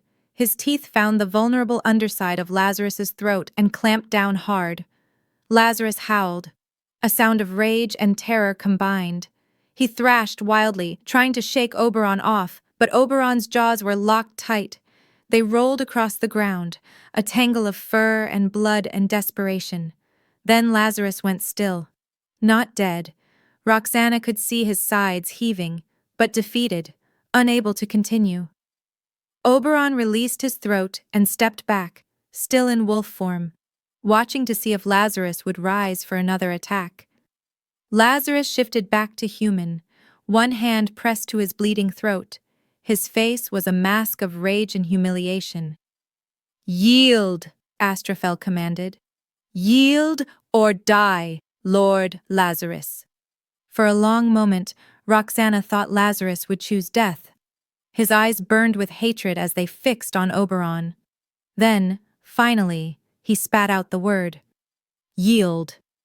The clearing erupted in howls, Shadow Court vampires celebrating, others simply acknowledging the victory. Oberon shifted back to human, swaying slightly from blood loss and exhaustion. Roxana ran to him, supporting his weight as Lucinda pushed through with medical supplies. "You did it," Roxana breathed. "You won." "We won," he corrected, leaning on her. "Your plan saved us before the fight even started. Everything after was just cleanup." Astrophel approached Lazarus, who was being tended by his own warriors. "Lord Lazarus, you challenged and lost. Under vampire law, you forfeit your right to make any future claims against Shadow Court or its consort. Do you acknowledge this?" "I acknowledge it," Lazarus ground out. He looked at Roxana, and the hatred in his eyes made her step closer to Oberon. "Enjoy your victory, human. It won't last forever." "That sounds like a threat," Oberon said, quietly. "It's a promise." Lazarus stood despite his wounds. "Shadow Court may have won today, but there are always more challenges, more threats. Your little consort might have been clever once, but cleverness runs out eventually." "So does luck," Stefania said, moving to stand beside Oberon and Roxana. "And you've just run out of yours. Leave our territory, now." Lazarus's warriors helped him to his vehicle. The Iron Keep contingent departed in tense silence, leaving the gathered courts to witness the aftermath. Astrophel approached Oberon with something like approval. "You fought well, Lord Oberon. And your consort," he turned to Roxana. "Your consort fought even better, using law and evidence instead of claws and teeth. That's true wisdom." "Thank you, Elder," Roxana said, her voice shaking with relief and delayed fear. Treasure her, Astrophel told Oberon. Consorts who can both think and fight are rare. Don't waste this gift. I won't, Oberon promised. As the courts began to disperse, Shadow Court's vampires surrounded their lord and his consort. Kragan clasped Oberon's shoulder. Rodanthe offered a rare smile to Roxana. Even vampires who'd been skeptical now looked at her with respect. You saved us, one of them said. Your research, your plan, it saved all of us. We saved ourselves, Roxana corrected. Together. That's what courts do. The celebration at Shadow Court that night was legendary. Fires blazed against the darkness. Blood wine flowed freely, and stories of the challenge were already being woven into court mythology. Roxana sat with Oberon away from the main celebration, in a quiet corner where they could finally breathe. His wounds had been stitched and would heal completely within days, but for now, he looked exhausted and content. I meant what I said, Oberon murmured, pulling her close. I love you. Not because of convenience or politics, because you're brilliant and stubborn and you've changed everything. I love you too, Roxana whispered. Though I have to say, your courting techniques are unconventional. Most lords don't include death threats and combat challenges in the romance. He laughed, the sound warm against her hair. Most lords don't get consorts who can outthink territorial challengers. Guess we're both special. Special? Roxana agreed, then sobered. Lazarus's threat, though. Do you think he'll come back? Maybe, probably. Oberon's arms tightened around her. But we'll be ready. You taught me that today. That strength isn't just about fighting. It's about thinking, planning, using every advantage we have. We make a good team. The best. He tilted her face up to his. Marry me. Roxana blinked. What? Marry me. Properly. Not just a blood bond for politics, but a real marriage. The whole ceremony. Vows before the old gods. Everything. His eyes were earnest. I want everyone to know you're not just my consort. You're my partner, my equal, my choice every single day. Tears spilled down Roxana's cheeks. Yes. Yes, of course yes. He kissed her then, deep and slow and full of promise. Around them, the court celebrated. Above them, the stars shone bright, and between them, the blood bond sang with joy. Roxana had started this journey as an unwanted servant, sitting alone at a ceremony where no one would choose her. Now she was Roxana of Shadow Court, consort, strategist, revolutionary in her own right, and beloved partner to the most dangerous vampire lord in the realm. She'd been chosen when no one else would, and in being chosen, she'd found herself. If Roxana's journey from invisible to invaluable has captivated you, if you believe that true strength comes not from what we're born with, but what we refuse to let break us, then subscribe now and join us for more stories where courage rewrites destiny. Hit that like button if you think Roxana made the right choice accepting Oberon's claim, and tell us in the comments, would you have had the courage to walk into Shadow Court, knowing the trials that awaited? Your thoughts fuel these stories, so share your opinions below, and let's keep this conversation alive.